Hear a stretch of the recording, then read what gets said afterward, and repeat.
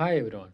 In this video, we will be looking into a game between Grandmaster Arjun Erigaisi and Grandmaster Peter Prohaska from the round 3 of FIDE Chess Olympia 2024 between India and Hungary. Let's jump right into the game.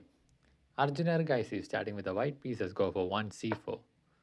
Peter replies with e6, knight to c3, d5, d4, knight to f6, knight to f3, bishop to e7, c takes on d5, e takes on d5, bishop to f4, knight to h5, bishop to d2.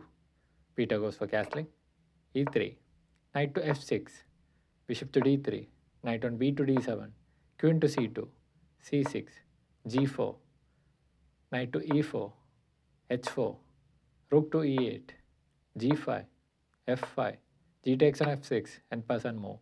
Knight on d takes on f6, knight to g5, h6, knight on c takes on e4, d takes on e4, knight takes on e4, knight takes on e4, bishop takes on e4, bishop to e6, rook to g1, bishop to f6.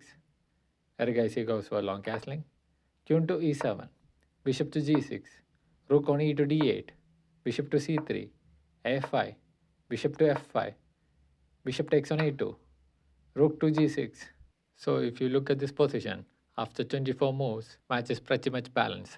So the right continuation here for Peter is to push the a4 pawn and try to create an attack on the king side. But instead he will play rook to f8, and this is a huge mistake. And after this move, Arjun Erigaisi is having a winning advantage of plus 3.8, and he continues with rook on d to g1, king to h8, e4, rook to f7, queen to d2, queen to f8, d5, c takes on d5, e5, bishop takes on h4, and after this, Peter Prohaska has fallen into a mating net of Arjun Erigaisi, and there is a forced mate in 11 moves from here on.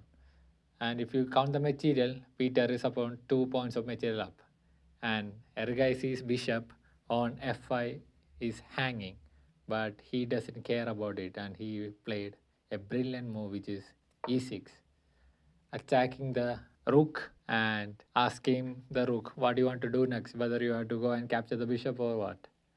The problem is that if he goes and capture the bishop, then there is a forced mate in 3 moves, which will continue with a queen sacrifice.